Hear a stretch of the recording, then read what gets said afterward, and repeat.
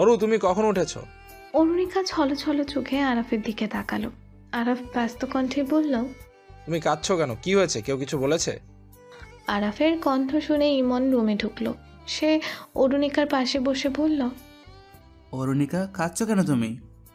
তারপর আরাফকে জিজ্ঞেস করলো। কেউ বকা দিয়েছে নাকি? আরাফ বলল, না, ইভান তো এখনো শুয়েই আছে, আর কেউ তো রুমে আসেনি। আরাফ আহনাফকে ডাকলো। আহনাফের পিছু পিছু তুর্য আর তাহমিদও চলে এলো।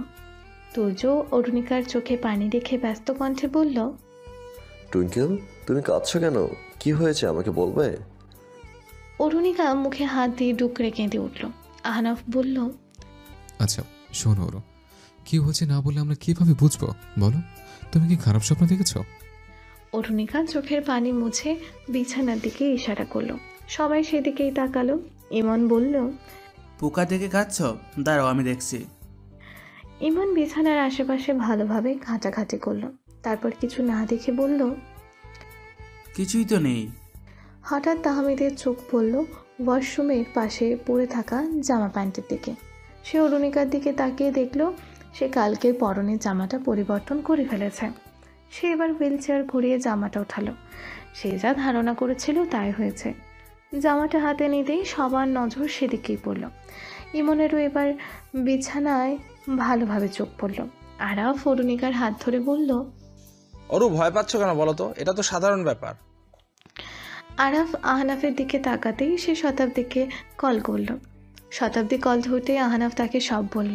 শতাব্দী বলল, সখীকে দাও তো, আমি কথা বলছি। আচ্ছা, তুমি বাসায় আসলেই ভালো হয়। ওকে একটু বুঝিয়ে বলবো আর কি। ও ভয় পেয়ে কান্না করছে। আচ্ছা, আমি এক্ষুনি বের হচ্ছি। আহনাফ অরুণিকাকে ফোনটা দিল। অরুণিকা ফোন কানের কাছে আনতে শতাব্দী বলল, সখী, তুমি কান্না করছো কেন বলো তো? তুমি একদম কাঁদবে না, আমি আসছি, দাঁড়াও। অরুণিকা কাঁপা কাঁপা কণ্ঠে বলল, আমি কি মারা যাব? অরুণিকার কথা শুনে সবাই রাগী দৃষ্টিতে তার দিকে তাকালো। শতাব্দী বলল, ধুর বোকামে, এটা তো মেয়েদের জন্য স্বাভাবিক ব্যাপার। তুমি মরে যাওয়ার কথা বলো না সখী। তোমার কিছু হলে তোমার পুরুষের কি হবে বলো তো দেখি। অরুণিকা সবার দিকে একবার তাকালো। ফোন রেখে দেওয়ার পর তাহমিদ বলল, যাও, ভালো মতো ফ্রেশ হয়ে আসো, কান্দাকাটি বন্ধ করো।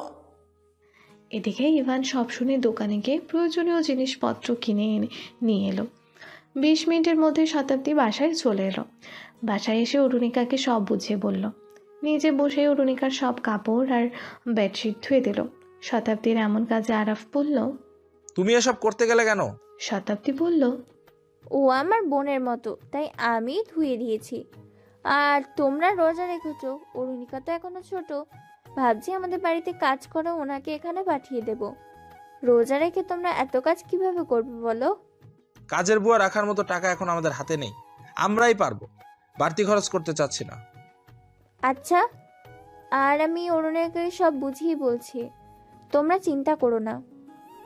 থ্যাংক ইউ শতাব্দী, তুমি অনেক ভালো একটা মেয়ে। কলকাতায় এসে তোমার মতো একটা মেয়ের সাথে আমাদের দেখা হয়েছে, এটা আমাদের সৌভাগ্য। তুমি না থাকলে কি হতো জানি না। তুমি আমাদের অনেক উপকার করেছো, সবসময় পাশে থেকেছো। বিপদে বন্ধুই তো কাজে আসে। আর আমি কি আমার সখী আর সখাতের জন্য এতটুকু করতে পারবো না?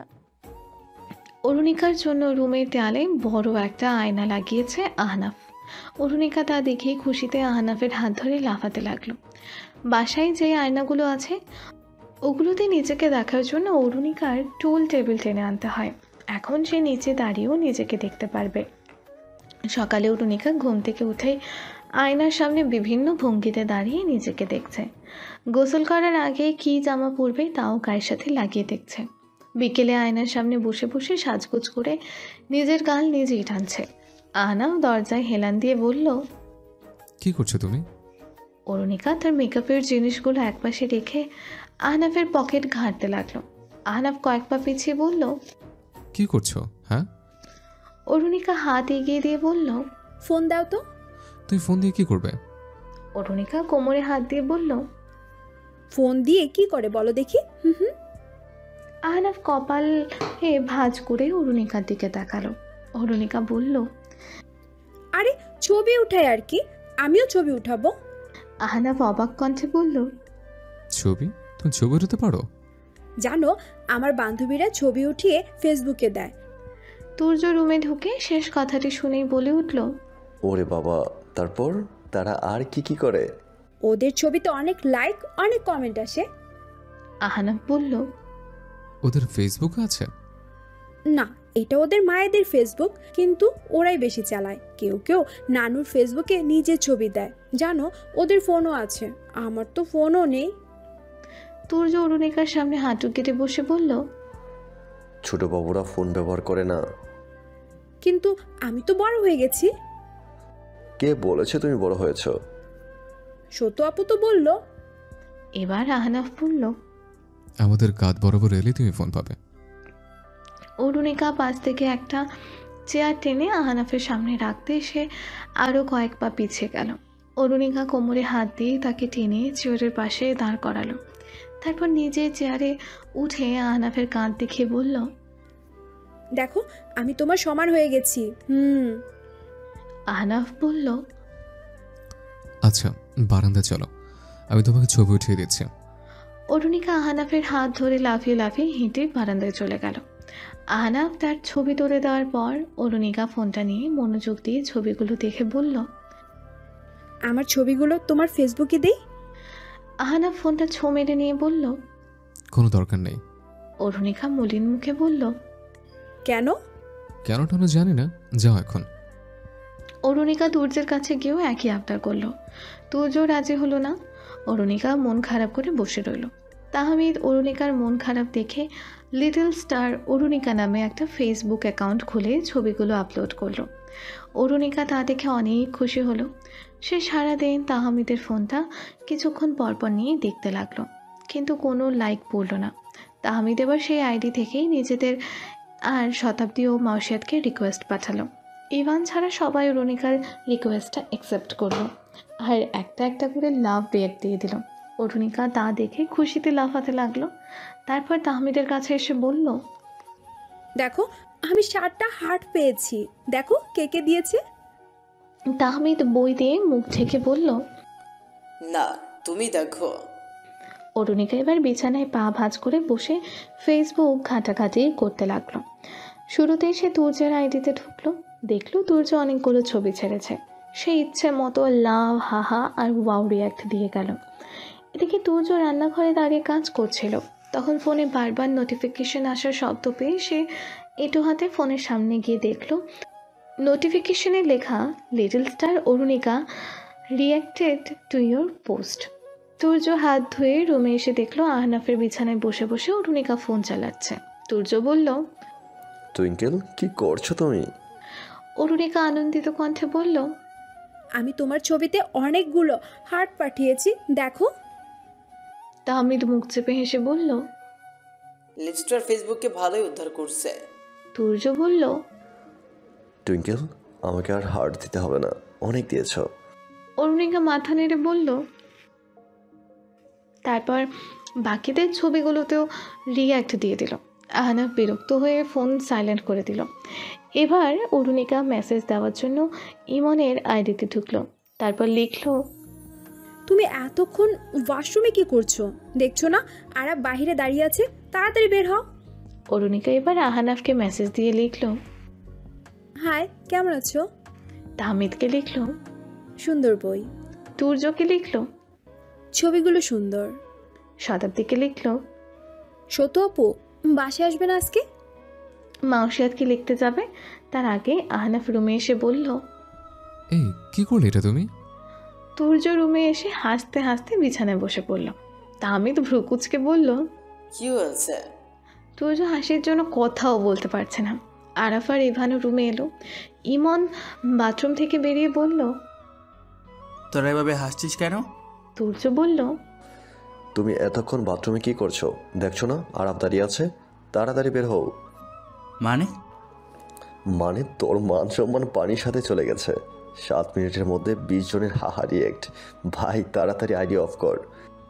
মানে কি? আহনাফ বলল, আরে এই বোকাটা তোকে মেসেজ দিতে গিয়ে তো টাইমলাইনে লিখে ফেলেছে। ইমন তাড়াতাড়ি ফোন হাতে নিয়ে দেখলো অরুণিকার পোস্ট। ইমন ছো মেরে অরুণিকার হাত থেকে ফোনটা নিয়ে তাড়াতাড়ি ডিলিট করে দিল। অরুণিকা ফ্যাল ফ্যাল করে ইমনের দিকে তাকিয়ে রইল। আহনাফ বলল, বাকিগুলো ডিলিট কর। ইমন ডাকি কণ্ঠে বলল, তোরা দে, আমি পারবো না। সকালটাই খারাপ করে দিয়েছে। সবাই কি ভাববে এখন? মাউসিয়া তো দেখে ফেলেছে। তাহমিদ এবার ফোন হাতে নিয়ে বাকিগুলো ডিলিট করে দিল। তারপর বলল, এইভাবে মেসেজ দেয় না অরুণিকা। তারপর অরুণিকাকে দেখিয়ে দিল কিভাবে মেসেজ পাঠাতে হয়। অরুণিকা ইমনকে বলল, সরি, আমি তো জানতাম না। কয়েকদিন পর সন্ধ্যায় মাউসিয়াত ফেসবুকে ঢুকে চমকে উঠল। সে স্তব্ধ হয়ে কিছুক্ষণ বসে থেকে ইমনকে ফোন করলো। এদিকে ইমন মাউসিয়াতের কল দেখে খুশিতে আটখানা হয়ে রিসিভ করে বলল, কি অবস্থা, কেমন আছো? মাউসিয়াত গম্ভীর মুখে বলল, আমি নতুন সম্পর্কে চলে গেছি। ইমন ফোন কান থেকে নামিয়ে দেখল মাউসিয়াতেরই নাম্বার। সে আবারও ফোনের কাছে এনে বলল, হ্যাঁ, ফেসবুকে ঢুকে দেখো। কথাটি বলেই মাউসিয়াত কল কেটে দিল। ইমন চিন্তিত মুখে সোজা হয়ে বসল। তারপর ফোন হাতে নিয়ে ফেসবুকে ঢুকেই অবাক হয়ে গেল। তখনই তুর্য রুমে এসে হাসতে হাসতে বলল, ইমন, তোর প্রেমে তো অন্যজন ভাগ বসিয়ে দিয়েছে। ইমন স্বস্তির নিঃশ্বাস ফেলে বলল, মাউসিয়াত আমাকে যেভাবে বলেছিল আমি ভেবেছি অন্য কিছু। ইমন তাহমিদের রুমে এসে দেখল অরুণিকা তাহমিদের পাশে বসে ফোন চালাচ্ছে। ইমন ছো মেরে ফোনটা নিয়ে বলল, কি করলে এটা? অরুণিকা ফ্যাল ফ্যাল করে ইমনের দিকে তাকিয়ে রইল। তাহমিদ জিজ্ঞেস করলো, আবার নতুন কোনো ঝামেলা বাঁধিয়েছে নাকি? তুর্য রুমে ঢুকে আহনাফের পাশে বসে বলল, নতুন শিরোনাম, little star Arunika in a relationship with Mausiat. Tahmid আর আহনাফ অরুণিকার দিকে তাকিয়ে শব্দ করে হেসে দিল। অরুণিকা বলল, তোমরা হাসছো কেন? তুর্য হাসি থামিয়ে বলল, টুইঙ্কেল, তুমি কি দিয়েছো এটা? অরুণিকা ফোন হাতে নিয়ে বলল, ও, এটা তো সামনে এসেছিল। আরে, তুমি কি এর অর্থ জানো? হ্যাঁ, জানি। কি দেখি বলো তো। রিলেশনশিপ অর্থ সম্পর্ক। আচ্ছা, কে বলেছে তোমাকে? আমাদের স্কুলে শব্দের অর্থ শিখতে দিয়েছিল, ওখানে পড়েছি। আহনাফ বলল, তাহলে কি শুধুমাত্র মাউসিয়াতের সাথে তোমার সম্পর্ক? আমরা কি কেউ না? আপুর নাম চলে এসেছিল, তাই ওটাই দিয়েছি। এবার ইভান আর আরাফ রুমে এলো। ইভান বলল, এগুলো কি অরুণিকা? আরাফ বলল, বাদ দে, ও কি এগুলো বুঝে? না বুঝলে ফোন ধরবে কেন? তাহমিদ, তুই ওকে ফোন ধরতে দিচ্ছিস কেন? ফেসবুকে ঢুকে যা তা করছে। গতকাল স্টোরিতে ব্রাশ করে ছবি ছেড়ে দিয়েছে, আর আজকে রিলেশনশিপ স্ট্যাটাস। প্রতিদিন এসব কি?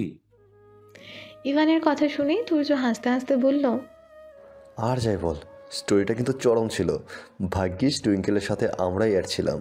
অন্য কেউ দেখলে তোর মান সম্মানটা 13টা বেজে যেত। তাহমিদ বলল, শতাব্দী তো দেখে ফেলেছিল। ইভান বলল, কি? হ্যাঁ, আমাকে বলেছে ফোনে উল্টা পাল্টা ছবি না রাখতে। তুই আমার ছবিটা তুলেছিস কেন? আরে, তুই ঘরে হেঁটে হেঁটে ব্রাশ করছিলি, আমার রাগ উঠছিল। ব্রাশ করার জায়গা বেসিনের সামনে। তোরে বললে বলবি কখন করলাম, তাই ছবি তুলে প্রমাণ রেখেছিলাম। অরুণিকা তো সেটা ভাইরাল করে দিয়েছে। সবাই ইভানের দিকে তাকিয়ে হাসতে লাগলো। ইভান অরুণিকার সামনে এসে বলল, গতকাল ক্লান্ত ছিলাম, তাই কিছু বলিনি। এখন বলো, আমার ছবি কেন দিয়েছিলে? অরুণিকা ক্ষীণকণ্ঠে বলল, ভুলে চাপ পড়ে গিয়েছিল। আমার ফোন হাতে দেখলে হাত কেটে দেব। আরাফ বলল, ইভানও ছোট মানুষ, আর আমরা ছাড়া ওর সাথে কেউ অ্যাডও নেই। তাইলে তোর সমস্যাটা কোথায়? মৌসিয়া তার শতাব্দী তো আছে, ওরা দেখলে কি ভাববে? ইমন অরুণিকার হাত ধরে বলল, পরের বার কিছু করার আগে জিজ্ঞেস করবে, ঠিক আছে? ইমন এরপর ফেসবুকে ঢুকে সব আগের মতো করে দিল। বাকি সব কিছু অরুণিকাকে শিখিয়ে দিল। অরুণিকা ফেসবুকে খালি বক্সটা দেখে বলল, তাহলে এখানে কি লিখে? তোমার ভালো লাগাগুলো লিখবে। তুমি কি ভাবছো, কি করতে চাও, অন্যকে জানতে চাইলে এই বক্সে লিখবে। এরপর সবাই তা দেখবে। আচ্ছা, বুঝেছি। সন্ধ্যায় ইফতারের পর অরুণিকা পড়াশোনা শেষ করে তাহমিদের কাছ থেকে ফোন নিয়ে খালি বক্সে লিখতে বসে গেল। প্রায় 20 মিনিট পর অরুণিকা পোস্ট করলো, তারপর তাহমিদকে বলল। দেখো আমি লিখেছি। বাকিরা পাশেই ছিল। তুর্য উৎসাহিত কণ্ঠে বলল। দাঁড়া, আমি পড়ে সবাইকে শোনাচ্ছি। অরুণিকার পোস্ট দেখে তুর্য মুখ চেপে হাসতে লাগলো। ইমন ব্যস্ত হয়ে বলল। তুই পড়বি এখন নাকি হাসবি? আচ্ছা আচ্ছা, পড়ছি। তুর্য গলা খাকারি দিয়ে পড়া শুরু করলো। অরুণিকার লেখা। আমি অরুণিকা, আমি ক্লাস 5-এ পড়ি। আমার স্কুল অনেক বড়। তুর্য হাসতে হাসতে বলল। এগুলো কেউ লিখে? অরুণিকা অভিমানী কণ্ঠে বলল। তুমি পড়তেই জানো না, তুমি হাসছো কেন? অরুণিকা মন খারাপ করে বিছানা থেকে নেমে অন্য রুমে চলে যেতেই আরাফ তার হাত ধরে ফেলল। তারপর তাকে পাশে বসিয়ে বলল। আমি পড়ছি, আমার অরু কি লিখেছে দেখি। আরাফ ফোনটা নিয়ে পড়তে লাগলো। অরুণিকার লেখা। আমি প্রতিদিন ঘুম থেকে উঠে ব্রাশ করি, তারপর নাস্তা করে স্কুলে চলে যাই। আরাফ আমাকে স্কুলে দিয়ে আসে, ইমন নিয়ে আসে। আমার অনেক বান্ধবী আছে, আমি ওদের সাথে খেলি, তারপর বাসায় এসে ঘুমাই, পড়াশোনা করি, তারপর তাহমিদের ফোনে ফেসবুক চালাই। ইমন তুর্যের 2 ঠোঁট হাত দিয়ে চেপে ধরে রেখেছে যাতে ও হাসতে না পারে, কিন্তু এদিকে নিজেই হাসছে। আরাফ অরুণিকার মাথায় হাত বুলিয়ে দিয়ে বলল। অনেক সুন্দর করে লিখেছো, কিন্তু অনেক বানান ভুল হয়েছে। নাস্তা, স্কুল, বন্ধু, এরকম অনেক বানান শুদ্ধ হয়নি। আমি কিভাবে লিখতে হয় জানি না, আমি খাতায় লিখতে পারি, কিন্তু ফোনে কিভাবে লেখে তা তো জানি না। তো তুমি খাতায় লিখো, খাতায় লিখলে তোমার হাতের লেখাও সুন্দর হবে, আর তোমার চোখেও কোনো সমস্যা হবে না। বেশি ফোন চালানো উচিত না, তুমি তো অনেক ছোট। দেখছো না আমি চশমা ছাড়া সব ঝাপসা দেখি, কারণ আমি তোমার বয়সে অনেক ভিডিও গেম খেলতাম, সারাদিন ট্যাব নিয়ে বসে থাকতাম। কিন্তু আমার ফেসবুক চালাতে অনেক ভালো লাগে। ইভান বলল। তুই কাকে বোঝাচ্ছিস আরাফ? আরাফ বলল। ওরু আমার কথা শুনে। ওরু এখন থেকে শুধু 10 মিনিট ফেসবুক চালাবে, এর মধ্যে যা করার করবে, এরপর আবার পড়তে বসবে, ঠিক আছে? অরুণিকা ফোনের দিকে কিছুক্ষণ তাকিয়ে আরাফের দিকে তাকালো আর বলল। আচ্ছা, কিন্তু যেদিন হোমওয়ার্ক থাকবে না ওই দিন একটু বেশি দেখবো। আচ্ছা, ওই দিন 20 মিনিট। সাদা লেহেঙ্গা পরে ব্যাগ কাঁধে নিয়ে রুম থেকে বেরিয়ে এলো অরুণিকা। অরুণিকাকে দেখে আরাফ তার কাছে এগিয়ে এলো। অরুণিকা বলল। ঈদ মোবারক আরাফ। আরাফ মুচকি এসে অরুণিকার হাতে 500 টাকার একটা নোট গুঁজে দিল। অরুণিকা টাকা পেয়ে খুশি হয়ে ব্যাগে ঢুকিয়ে রাখলো। তারপর সে ইভানের সামনে এসে দাঁড়ালো। ইভান ভ্রুকুচকে বলল। কি সমস্যা? অরুণিকা কোনো উত্তর না দিয়ে শুকনো মুখে সরে গেল। এবার ইমন তার 2 পা এগিয়ে দিয়ে বলল। আগে সালাম, তারপর সালামি। অরুণিকা সালামি পাবে শুনে ইমনকে সালাম করলো। ইমন 100 টাকার নোট দিয়ে কলার ঝাঁকিয়ে বলল। আজ আমি শপথে, তাই আজ আমি 2 হাত খুলে খরচ করব। অরুণিকা টাকাটা ভালোভাবে দেখে বলল। মাত্র 100 টাকা দিয়েছো? ইমন ভ্রুকুচকে বলল। 100 টাকা কি তোমার কম মনে হচ্ছে? এই টাকা দিয়ে তুমি কতগুলো ক্যান্ডি পাবে জানো? এরপর তাহমিদ এসে অরুণিকার হাতে 200 টাকা দিয়ে বলল। ঈদ মোবারক, তোমাকে আজ খুব সুন্দর লাগছে অরুণিকা। অরুণিকা খুশি হয়ে বলল। জানো আমি কার কাছ থেকে মেকআপ করা শিখেছি? কার কাছ থেকে শিখেছ? সতু আপুর কাছ থেকে। সতু আপু তোমার ফোনে মেকআপ ভিডিও পাঠিয়েছিল। তাহমিদ মুচকি হাসলো। ইমন বলল। বাহ, আজকাল তাহলে তাহমিদের ফোনে ভিডিও পাঠানো হয়? তাহমিদ কোনা চোখে ইমনের দিকে তাকিয়ে বলল। অরুণিকাকেই পাঠিয়েছেন, আমাকে নয়। তাদের কথার মাঝখানে তুর্য এসে অরুণিকার সামনে হাঁটু গেড়ে বসে পড়ল। অরুণিকা মুখে মিষ্টি হাসি টেনে বলল। ঈদ মোবারক রকস্টার। তুর্য বলল। ঈদ মোবারক মাই টুইঙ্কেল টুইঙ্কেল লিটল স্টার। এবার তুর্য অরুণিকার ব্যাগটা দেখে বলল। বাহ, এই ব্যাগটা তো খুব সুন্দর। হ্যাঁ, মাউসিয়াত আপু আমাকে জন্মদিনে দিয়েছিল। তুর্য মুচকি হেসে বলল। আচ্ছা, চোখ বন্ধ করো, তোমার জন্য একটা সারপ্রাইজ আছে। অরুণিকা তাড়াতাড়ি চোখ বন্ধ করে নিল। কিছুক্ষণ পর তুর্য বলল। এবার চোখ খোলো। অরুণিকা চোখ খুলে সামনে তাকিয়ে অবাক হলো। তুর্য বলল। কেমন লেগেছে? অরুণিকা তুর্যের হাত থেকে ট্যাপটা নিয়ে বলল, অনেক সুন্দর। এটা কি আমার জন্য? হুম হুম। হ্যাঁ, এটাতে তুমি ইচ্ছে মতো গেমস খেলতে পারবে। ইভান ভ্রুকুচকে বলল, তুর্য, তুই ওকে এত দামি ট্যাব কেন দিয়েছিস? কেন? দিলে কি সমস্যা? ওর কি এখন পড়াশোনা হবে? সারাদিন এটা নিয়েই তো ব্যস্ত থাকবে। তুর্য বলল, না, আমার টুইঙ্কেল পড়ার সময় পড়বে, খেলার সময় খেলবে।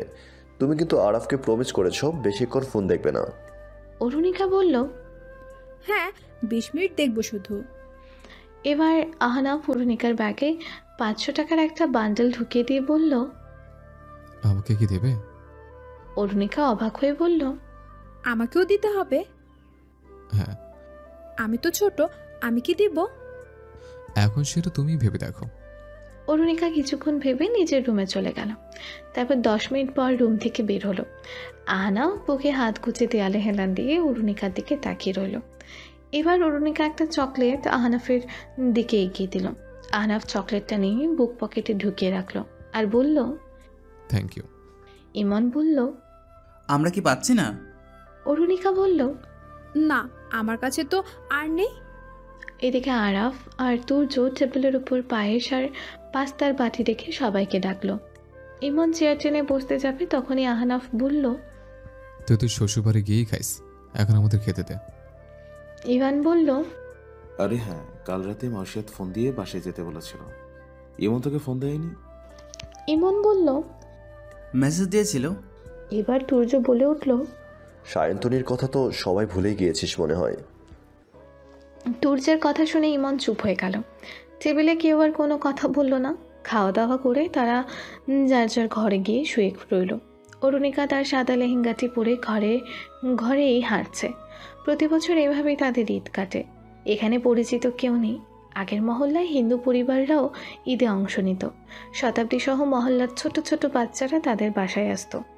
অরুণিকা তাদের সাথে সবার বাড়িতে যেত। মাস্টারমশাইও সবাইকে সালামি দিতেন। ও মহল্লায় অনেক মুসলিম পরিবার ছিল, আর এই মহল্লায় একটা মুসলিম পরিবারই আছে, কিন্তু তাদের সাথে আরাফদের কথাবার্তাই হয় না। এমনকি পাশের বাড়ির প্রতিবেশী দম্পতিও কখনো তাদের দরজায় এসে টোকা দেয়নি। তবে 6 বন্ধু তা নিয়ে আফসোসের চেয়ে স্বস্তিই বেশি, কারণ এখন অরুণিকাকে নিয়ে মাসে দরদ দেখাতে কেউ আসবে না। এর আগের মহল্লায় বেশি সামাজিকতা পালন করতে গিয়ে প্রতিবেশীরা তাদের প্রাণ হাতের মুঠোয় নিয়ে এসেছিল। অনেকক্ষণ ধরে মাউসিয়াত ইমনকে ফোন করছে, আর ইমন বারান্দায় অন্যমনস্ক হয়ে বসে আছে।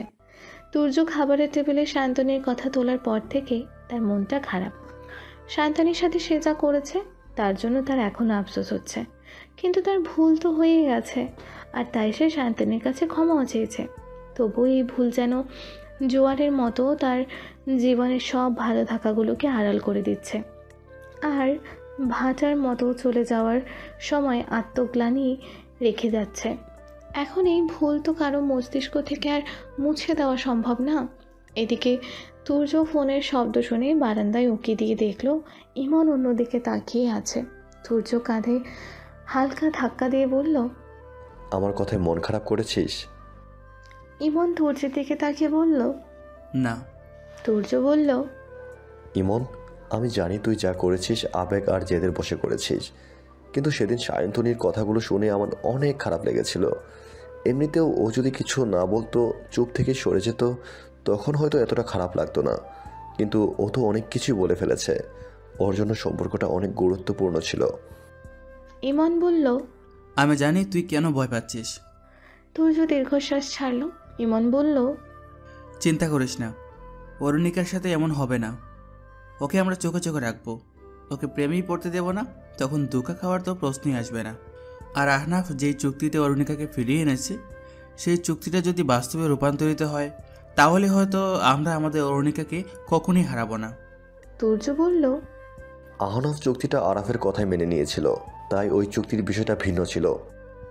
আর এমনিতেও আরাফ আহনাফেরই টুইঙ্কেলের উপর আমাদের তুলনায় বেশি অধিকার আছে। বাবা, ভাই, দাদা, চাচা, এদের অবর্তমানে কাজিন ভাইরাই তো প্রধান অভিভাবক হয়। কিন্তু সেদিন আহনাফ তো নিজ থেকে কিছু বলেনি। ওর হয়তো কোনো ইচ্ছে ছিল না, আর শুরু থেকেও ও টুইঙ্কেলকে পছন্দ করতো না। দেশেও যখন টুইঙ্কেল ওর আশপাশে থাকতো, ও অনেক রুট হয়ে যেত। আমার মনে হয় না আহনাফ ওকে নিয়ে কোনো ভবিষ্যৎ চিন্তা করছে। তাহলে কি অরুণিকাকে বাহিরেই বিয়ে দিতে হবে? তাহমিদ তো ওকে বোনের চোখে দেখে, আরাফকে তো ওর ভাই কম বাবাই বেশি মনে হয়। তাহলে আমি? তুর্য ইমনকে থামিয়ে বলল। তুই মানে আরাফ চারু দিয়ে তোকে বিদায় করবে? ইমন মুখ বাঁকিয়ে বলল, আমার মাও আছে, বুঝেছিস?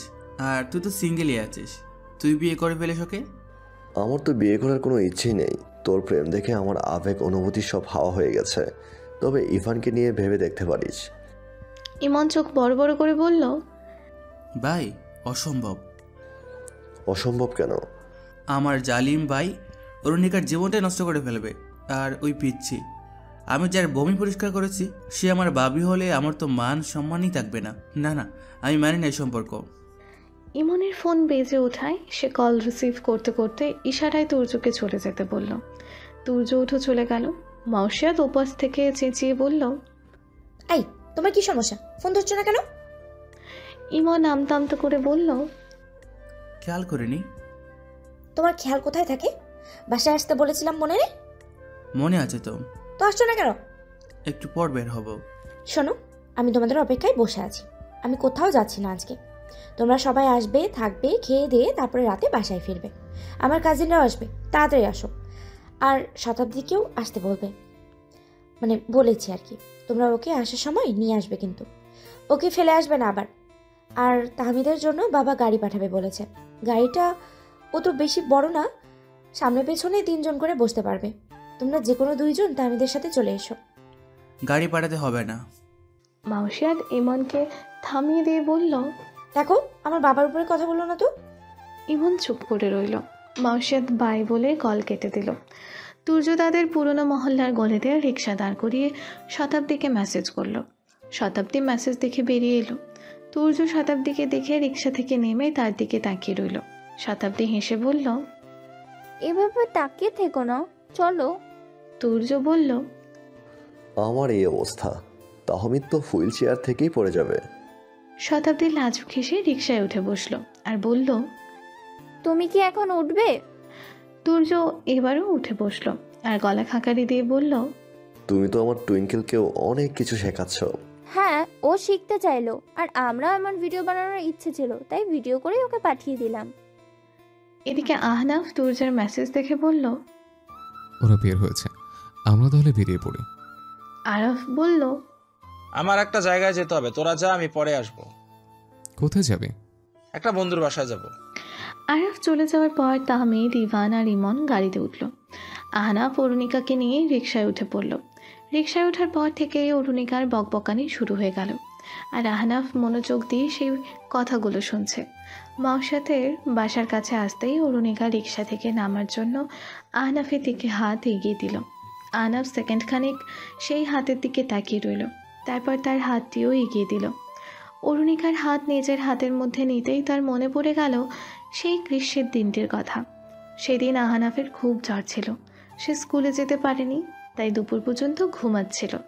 আর মা চাচিরা রান্নার কাজে ব্যস্ত ছিলেন, কারণ দুপুরে মৈত্রী গ্রুপের একজন ইনভেস্টর তার স্ত্রী সন্তানদের নিয়ে বাইরের দেশ থেকে আসবেন। তারা দুপুরে বাসায় এসে খাওয়া দাওয়া করবেন, তাদের জন্য বাসায় তোড়জোড় চলছিল। সেই মুহূর্তে অরুণিকাকে দেখার জন্য কেউই ছিল না, তাই আহনাফের মা অরুণিকাকে ছেলের পাশে শুইয়ে দিয়ে বললেন, আহু বাবা, আলুকে তোর পাশে রেখে গেলাম, দেখিস ওকে, আমার কাজ আছে, তোর চাচিরাও ব্যস্ত, বুঝেছিস বাবা? আহনাফ অরুণিকার দিকে এক নজর তাকিয়ে দেখল, সেই চোখ পিটপিটিয়ে তার দিকে তাকিয়ে আছে। আহনাফ তাকে দেখেই বালিশটা মাথার উপর দিয়ে পা ধাপিয়ে চেঁচিয়ে বলল, পারবো না আমি। মিসেস আনিস চৌধুরী ছেলের কথায় পাত্তা না দিয়েই চলে গেলেন। অরুণিকার বয়স তখন মাত্র কয়েক মাস চলছিল। সে নিজের হাত পা নিয়ে খেলছিল, আর আহনাফ নড়াচড়া করে উঠলেই আহনাফের দিকে বারবার তাকাচ্ছিল। আহনাফ হঠাৎ তার শব্দ শুনেই মাথা তুলে তার দিকে তাকালো। অরুণিকা তাকে দেখে হেসে দিল। আহনাফ জোর করেই তার মুখটা বন্ধ করে দিল। ব্যাস, একটু পর অরুণিকা ঠোঁট ফুলিয়ে কেঁদে উঠল। পাশে শুয়ে আহনাফ বলল, আরো জোরে জোরে কাঁদো, তারপরেই তোমাকে এখান থেকে নিয়ে যাবে, নয়তো আমি তোমাকে আরো কাঁদাবো। অরুণিকা কি বুঝলো কে জানে, কিন্তু আহনাফের কণ্ঠ শুনে সে কান্না থামিয়ে দিল। পাশ ফিরে আহনাফের দিকে পিটপিট করে তাকিয়ে রইল। আহনাফ তার দিকে ফিরে হাতটা পাশেই রাখল। অরুণিকা হাতটার মধ্যে কি দেখলো সেই জানে। উল্টো হয়ে সে হাতটির দিকেই তাকিয়ে রইল। আহনাফ অরুণিকার চোখ অনুসরণ করে তার হাতের দিকে তাকালো। আহনাফ হাত উঠিয়ে বলল, কি দেখছো আমার হাতে? অরুণিকা হাতটি তার নাগালে পেয়েই ধরে ফেলল। আহনাফও বাধা দিল না। অরুণিকা হাতটি মুখের কাছে এনে তার মুখে ঢুকিয়ে দেওয়ার আগেই এক ঝটকায় আহনাফ হাত সরিয়ে নিল আর অরুণিকা ভয়ে কেঁপে উঠল। তারপর ফুপিয়ে কেঁদে দিল। আহনাফ এবার বিরক্ত হয়ে বিছানা ছেড়ে উঠে বসল। মিসেস জুবায়ের আর দাদি অরুণিকার কান্নার শব্দ শুনে রুমে চলে এলেন। দাদি আহনাফকে ধমক দিতে সে চেঁচিয়ে বলল, ও আমাকে বিরক্ত করছে, আমি ওকে কাঁদাইনি, ও আমার হাতে কামড় দিতে চাইছিল। দাদি বললেন, আরু ওর দাঁত উঠেছে এখনো?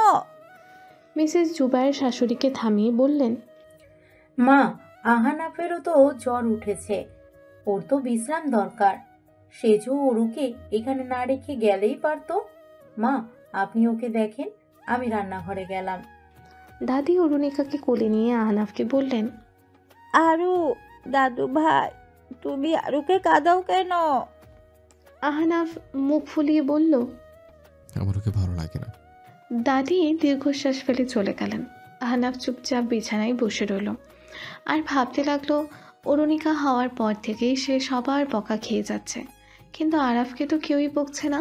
সে না হয় একটা ভুল করে ফেলেছিল, তাই বাবা তাকে অরুণিকার জন্য সবার সামনে বকবে? আহনাফের ছোটবেলার অভ্যাস, সে কোনো জিনিস হাতে পেলেই তার স্ক্রু খুলে ফেলে।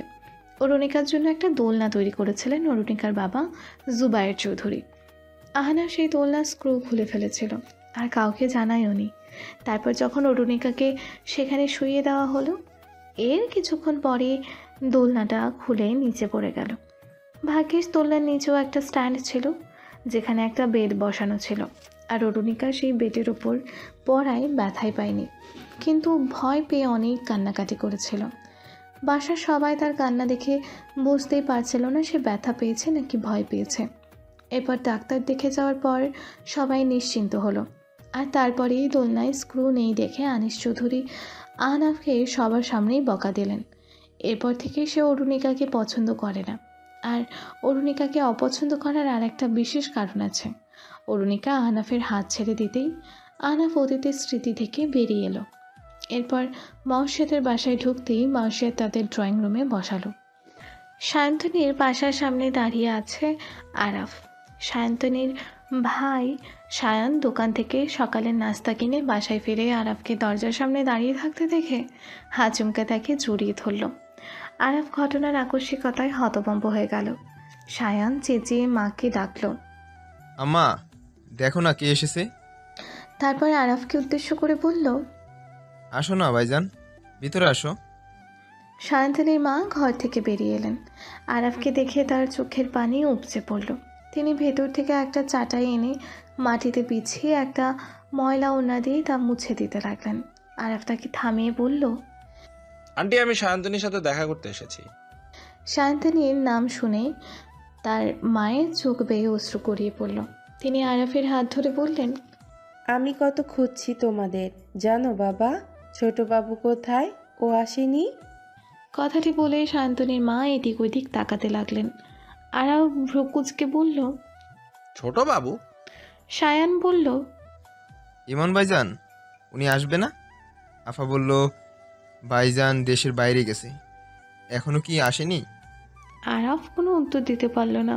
সায়ন্তনীর মা বললেন, বাবুর কথা মেয়েটা সারাদিন বলে। হাই রে আমার মেয়েটা, আল্লাহ আমাদের এত কষ্ট দেখাচ্ছেন কেন? কথাটি বলতে বলতেই তিনি কেঁদে দিলেন। সায়ান বলল, ভাইজান আফা অনেক অসুস্থ, ডাক্তারবাবু বলেছেন আপা আর ভালো হবে না। তুমি তো ডাক্তারি পড়ছো, তাই তোমার কলেজের ওখানে গিয়ে তোমাকে অনেক খুঁজেছি। আপার দোকানেও আসো না এখন। গেল এক সপ্তাহ ধরে আপা দোকানেও যায়নি, আমি বসেছিলাম, কিন্তু তোমাদের কাউকে দেখিনি। ইমন ভাইজান দেশের বাইরে থেকে কবে আসবে? আপা ভাইজানকে দেখলে অনেক খুশি হতো। আরাফের গলায় কথা আটকে গেছে। সে কাঁপা কণ্ঠে বলল, কি হয়েছে শান্তনীর? ডাক্তারবাবু বলল ক্যান্সার হয়েছে, এই রোগ নাকি ঠিক হয় না, অনেক টাকা লাগে। আরাফ আর শব্দ করতে পারল না। এবার সায়ন্তনীর মা কাঁদতে কাঁদতে বললেন, বাবা একটা টাকাও কেউ দেয় না, যাদের বাসায় ঝির কাজ করি তাদের অনেক টাকা আছে, তবুও দেয় না। আমার মেয়েটা কি বাঁচবে না বাবা? আরাফ বলল। ও কোথায়? সায়ান বলল। আফা ঘরে আছে। সায়ান তার হাত ধরে তাকে ভেতরে নিয়ে গেল। আরাফ সায়ন্তনীকে দেখে চলার শক্তি হারিয়ে ফেলেছে। সায়ন্তনী পাশ ফিরে আরাফকে দেখে মলিন হাসল। আরাফ সায়ন্তনীর পাশে এসে বসল। সায়ন্তনী ক্ষীণকণ্ঠে বলল, কেমন আছো আরাফ? আরাফ কোনো উত্তর দিল না। সে এখনও সায়ন্তনীর দিকে তাকিয়ে আছে। তার সব কিছু খারাপ স্বপ্নের মতো মনে হচ্ছে। সায়ন্তনী মাথা তুলে বলল, আমি তো ভেবেছি কেউই আসবে না, আর তোমরা ছাড়া আমার কোনো ভালো বন্ধু হয়নি। এখন তোমাদেরও হারিয়ে ফেলেছি। আরাফ সায়ন্তনীর হাত ধরতে গিয়েও ধরল না। সায়ন্তনী বলল, আল্লাহ আমাকে পাপের শাস্তি দিচ্ছে। ইমনকে ভালোবেসে পাপ করে ফেলেছি হয়তো। আরাফ, নিজেকে খুব কুলুষিত মনে হচ্ছে। নিজের উপর নিজেই বিরক্ত এসে গেছে। সারাদিন জ্বর, মাথা ব্যথা, কাশি, এত রোগ কি ভালো লাগে বলো? এখন মরে গেলেই এইসব যন্ত্রণা থেকে মুক্তি পাবো। আরাফ কোনো কথাই বলছে না। সায়ন্তনী আবারও বলল, এই রোগ আল্লাহ নিয়ামত হয়ে এসেছে। আমি এতদিন মানসিক কষ্ট থেকে মুক্তি চেয়েছি। আল্লাহ আমাকে শারীরিক কষ্ট দিয়ে মানসিক যন্ত্রণা ভুলিয়ে দিয়েছে। কথাগুলো বলতে বলতেই সায়ন্তনীর চোখ বেয়ে অশ্রু গড়িয়ে পড়ল। আরাফ পাশে পড়ে থাকা রিপোর্টগুলো দেখে বুঝল সায়ন্তনীর এখন লাস্ট স্টেজ। আরাফ বলল, এতদিন ধরে তুমি অসুস্থ ছিলে অথচ কাউকে জানাওনি? আমি বুঝতে পারিনি আরাফ, এত বড় রোগ হবে ওটা কল্পনাও করিনি। আমি তো ভেবেছিলাম অনেক দিন বাঁচব। মা ভাইয়ের জন্য আমার বাঁচা উচিত। এখন আমি মরে গেলে ওদের কে দেখবে? সায়ন্তনীর কথায় আরাফের দম বন্ধ হয়ে আসছিল। সে কিছু না বলে ঘর থেকে বেরিয়ে গেল। সায়ন্তনীর মা চাটাইয়ের উপর পান্তা ভাত মেখে ছেলেকে খেতে দিলেন। আরাফ বেরোতেই তিনি বললেন, বাবা, আজ ঈদ, তুমি এসেছো অথচ তোমাকে কিছু খাওয়াতে পারছি না। ভাত ছাড়া বাড়িতে কিছু নেই। মেয়েটা অসুস্থ, ওকে দেখতে হচ্ছে, তাই বাজার সদাই করতে পারিনি। এবার তিনি আঁচলের বাঁধন থেকে 50 টাকার বের করে দিয়ে বললেন, কিছু খেয়ে নিও, ঈদে এসেছো, কিছু খেতে দিতে পারলাম না। আরাফ সায়ন্তনীর মায়ের মলিন হাসিটা দেখে টাকাটা নিয়ে বলল, ঈদ মোবারক আন্টি, এখন চলি। আরাফ রাস্তা দিয়ে হাঁটতে হাঁটতে টাকাটির দিকে তাকিয়ে রইল। আর তার চোখ দুটি ছলছল করছে। অর্ধেক পথ যেতেই সে রাস্তায় বসে পড়ল। তার এখন চিৎকার করে কাঁদতে ইচ্ছা করছে, কিন্তু সে পারছে না। এদিকে ফোনের রিং বাজল। পকেট থেকে ফোন বের করে দেখল আহনাফের কল। আরাফ কল ধরতেই আহনাফ বলল, কোথায় তুই, আসবি না? আরাফ ফুপিয়ে উঠল। আহনাফের আশেপাশে মাউসিয়া তো তার কাজিনরা বসে আছে। সে একপাশে এসে বলল, কি হয়েছে আরাফ? আরাফ ভেজা কণ্ঠে বলল, আমি অলক্ষণে, অলক্ষণে আমি। আরাফ কথাটি বলে ফুপিয়ে উঠল। আহনাফ ব্যস্ত কণ্ঠে বলল, তুই এখন কোথায়? আরাফ রোডের নাম বলতেই আহনাফ তাড়াতাড়ি বেরিয়ে পড়ল। তুর্য ইভানকে বলল, আহনাফকে দেখে মনে হলো কিছু একটা হয়েছে। ও এভাবে হুট করে কোথায় গেল? ইভান সাথে সাথেই আহনাফকে ফোন করলো। আহনাফ ফোন ধরতেই ইভান বলল, কোথায় যাচ্ছিস? আহনাফ বলল, আমি তোদের পরে বলবো, আমি এখন রাখছি। আহনাফ রিকশায় উঠে আরাফের বলা জায়গায় চলে গেল। কাছাকাছি আসতেই রাস্তায় আরাফকে বসা দেখে আহনাফ ভয় পেয়ে গেল। রিকশা থেকে নেমে ভাড়া মিটিয়ে দৌড়ে আরাফের কাছে গেল। আরাফ আহনাফকে দেখেই তাকে জড়িয়ে ধরে কেঁদে দিল। আহনাফ তার পিঠে হাত বুলিয়ে তাকে সান্ত্বনা দিতে দিতেই বলল, কি হয়েছে বল, এভাবে কাঁদছিস কেন? আরাফ, কি হয়েছে ভাই, বল না। আরাফ আহনাফের হাত ধরে বলল, মামা ঠিকই বলেছিল, আমি অলক্ষণে। হঠাৎ তোর মামার কথা কেন বলছিস? জন্মের 3 বছর পর মাকে হারিয়ে ফেললাম, এরপর রুহানি, এরপর বাবা, আর আমার সম্পূর্ণ পরিবার, এখন সায়ন্তনীয়। এভাবে কেউ সব হারায়? একটা মানুষই কেন সবকিছু হারাবে? তার জন্য কি কিছুই বাকি থাকা উচিত না? সায়ন্তনের কি হয়েছে? ক্যান্সার। আহনাফ মাথায় হাত দিয়ে কিছুক্ষণ চুপচাপ বসে রইল। তারপর আহনাফকে উঠিয়ে বাসায় নিয়ে গেল। তুর্য ফোন দিতে আহনাফ বলল, আরবের শরীর ভালো না, আমি ওর সাথে আছি। তুর্য বলল, কিছু একটা তো হয়েছে, বল কি হয়েছে। আরব শান্তনের বাড়িতে গিয়েছিল, ওখানে গিয়ে জানলো ও অসুস্থ, ওর ক্যান্সার লাস্ট স্টেজ। তুর্য অবাক হয়ে বলল, কি বলছিস এসব? 1 মাস আগেও তো ও ঠিক ছিল। ঠিক ছিল না, ঠিক থাকার চেষ্টা করতো, টাকার জন্য ডাক্তার দেখায়নি। মেয়েটা কি পাগল? এটা কোনো কথা? কি বলবো আর ভাই, এখন ওর চিকিৎসার জন্য টাকা লাগবে। আরফোর সিনিয়রকে ফোন দিলে একটু আগে, বিকেলে সায়ন্তনীকে নিয়ে যেতে বলেছে, তারপর ট্রিটমেন্ট শুরু করবে। ইভান তুর্যকে জিজ্ঞেস করল, কি হয়েছে, কার কথা বলছিস? তুর্য কল কেটে রাগী কণ্ঠে বলল, তুই তো আর কথাই বলিস না।